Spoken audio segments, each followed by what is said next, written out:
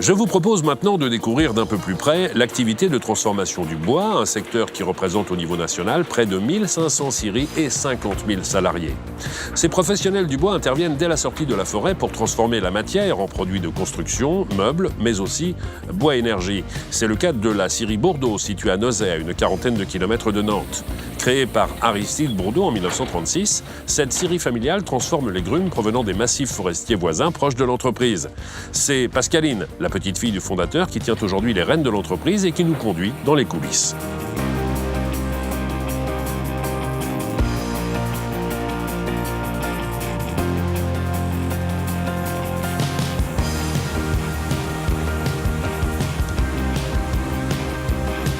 Bonjour Pascaline. Ah, bonjour Stéphane. C'est un spectacle dont on ne se lasse pas, hein. J'ai l'impression. Hein. En même temps, vaut mieux.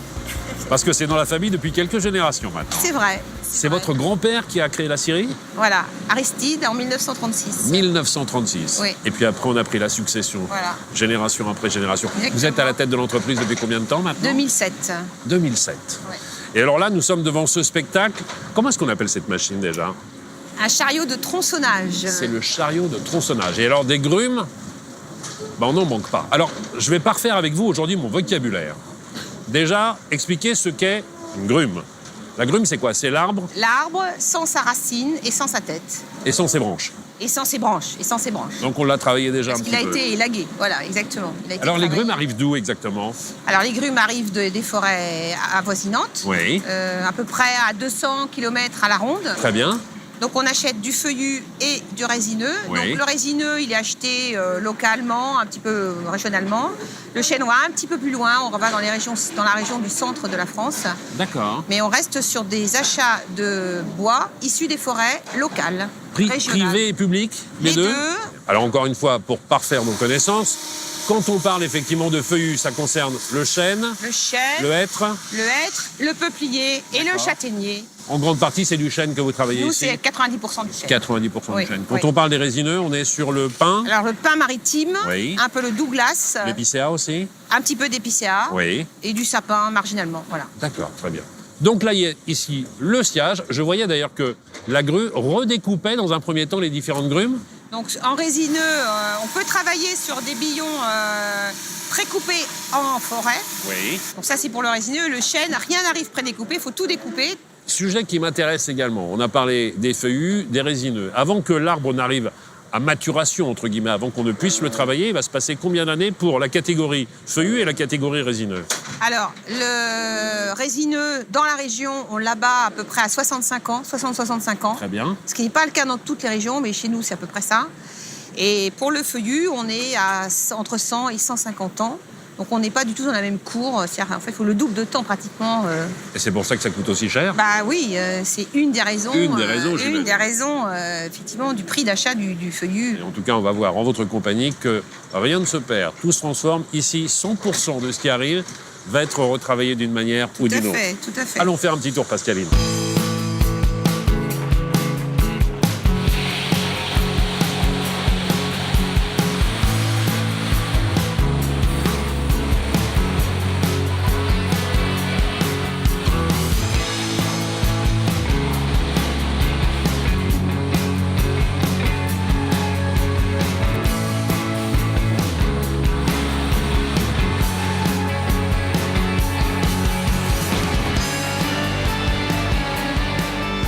Avant d'en arriver là avec le bois bien rongé sur les palettes, il s'en est passé pas mal de choses. Alors, la première chose qui m'étonne, moi, c'est de voir arriver effectivement ces grumes avant le sciage.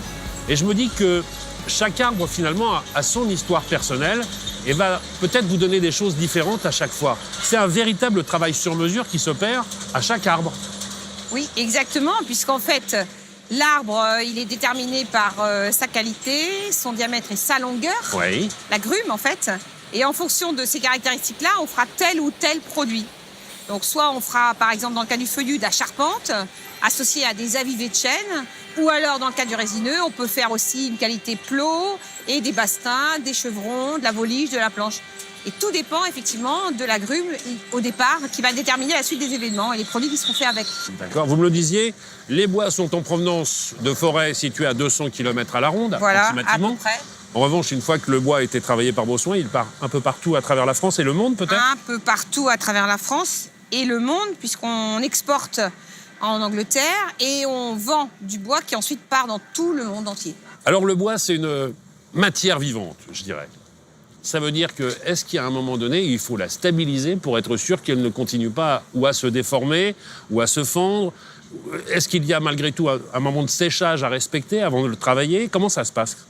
Alors pour toutes les applications avec des applications intérieures, Oui. à l'intérieur de la maison, donc l'agencement, les menuiseries, tout ce qui est aussi meubles, parquet, tout ce qui est intérieur de la maison, le bois doit absolument être séché. Combien de temps? Alors le chêne, quand il est en 27 mm d'épaisseur, il faut 6 à 8 semaines. Quand même. Avec une température de combien de degrés? Alors qui monte en fin de cycle autour de 40-50 degrés. D'accord. Et le pin 27 mm d'épaisseur, il faut 8 jours, beaucoup moins. Très bien. Alors regardez, partout où on marche, on se retrouve avec de la sciure, de l'écorce. Parce qu'effectivement, lorsqu'on travaille un tronc d'arbre, on ne va pas pouvoir tout garder. Il y a pas mal de choses qui vont... Quand j'y ai à la déchetterie, peut-être pas forcément la déchetterie, qu'est-ce que vous en faites de tout ça? Pas la déchetterie. En fait, quand on transforme 1 mètre cube de grume en entrée de scierie, on en sort 50% de bois d'œuvre.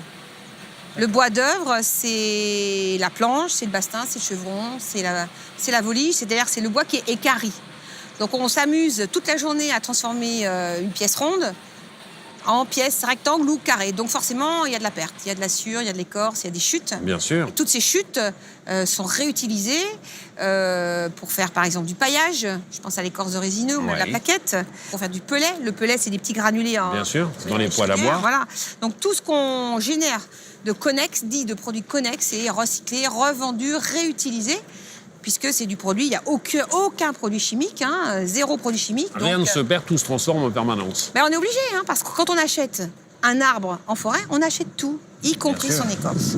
Merci de transformer ces troncs d'arbres, ces grumes, en belles planches qui vont pouvoir aménager, agencer nos maisons et en même temps les bâtir, puisqu'on a parlé effectivement de bois de construction. Ce qui va nous intéresser maintenant, ce sont tous ces postes connexes que vous évoquiez il y a quelques instants. Qu'est-ce que l'on fait justement des résidus, entre guillemets? Comment est-ce qu'on peut, à un moment donné, en faire une autre utilisation? Il y a une société qui se trouve juste à côté d'ici, avec laquelle vous collaborez, qui s'appelle BEMA. On va aller retrouver Mathieu Havard, qui dirige cette entreprise. Vous m'accompagnez? Oui, pas de problème. Avec grand plaisir. Allons-y, Pascaline.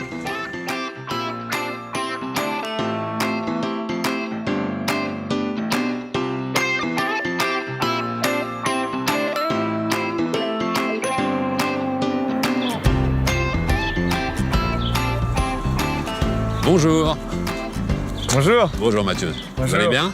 Ça va bien, Bonjour, merci. Mathieu. Bonjour Pascaline. Dites-moi quel décor, une vraie montagne de bois. C'est incroyable quand même cet endroit. Alors nous sommes au BEMA, que vous dirigez. Tout à fait. Et le BEMA, c'est quoi exactement? Alors BEMA, c'est une entreprise qui a été créée en 2007. Oui. Et nous sommes spécialisés dans l'approvisionnement en bois énergie des chaufferies industrielles et collectives dans l'ouest de la France. Il fallait se structurer pour proposer un peu les activités connexes que nous évoquions tout à l'heure avec Pascaline.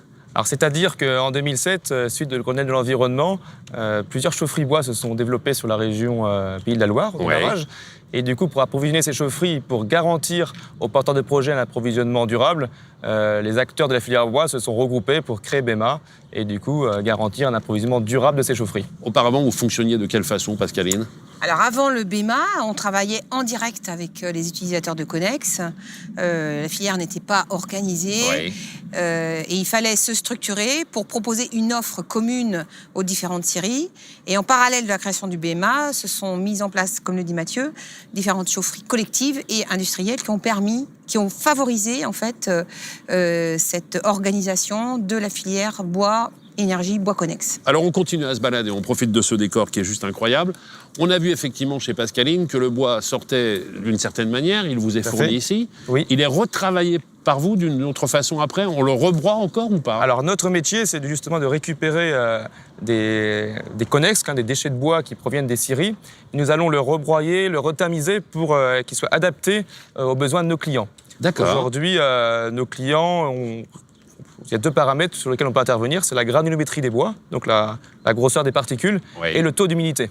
D'accord. Donc il va y avoir des opérations de broyage pour affiner le bois, ensuite des opérations de tamisage pour enlever les poussières qui peuvent présenter des problèmes de rejet de particules, et des opérations de séchage sous des bâtiments pour que le produit puisse réduire un taux d'humidité de manière naturelle. D'accord. Alors, m'en voulez pas, mais moi, je me remets du côté du particulier. Quand on me parle de bois de chauffage, je vois différents systèmes, soit le rondin, soit des plaquettes, plus ou moins, soit aussi les granulés, ce qu'on appelle le pelé, c'est ça ? Ça, c'est effectivement les différentes formes qui permettent aujourd'hui de faire du bois de chauffage à la maison ? Aujourd'hui, le bois rondin, c'est-à-dire que le bois va être coupé en forêt pour être fendu, séché et être approvisionné chez le particulier. Le bois granulé, à la base, ça va être de la sciure. La sciure de bois, c'est de la poussière de bois qui va provenir soit de scierie, c'est-à-dire quand la scie va passer, elle va produire de la sciure qu'on va compacter pour faire le granulé, sans colle, c'est juste la présence de résine qui va permettre de tenir la sciure pour en faire un granulé. Mais ça peut être aussi des rondins de bois qui sont trop petits pour être sciés, qui vont être broyés, affinés en sciure et ensuite pour produire du granulé. On a aussi souvent entendu parler des particules fines qui étaient effectivement évacuées par les conduits de cheminée. Est-ce qu'aujourd'hui, justement, quand on parle de chauffage collectif avec des chaufferies à bois, est-ce que c'est plus performant qu'un autre type de chaudière ? Alors, quand on parle de chauffage collectif, c'est-à-dire que plusieurs habitations se relient ensemble avec un tuyau d'eau chaude, et au bout de ce tuyau, nous avons une grosse chaufferie industrielle qui, elle, va maîtriser tous ces rejets. Et il faut savoir que ces rejets, dans la cheminée, il y a une baie d'analyse, une analyse qui va en permanence regarder tous les rejets sur chaque point et nous garantissons que ces cheminées n'émettent aucun rejet de polluants et on filtre aussi les particules fines. Ça, c'est une démarche responsable. Et quand on parle de démarche responsable, intéressons-nous à un autre décor parce qu'on a encore pas mal de choses à raconter.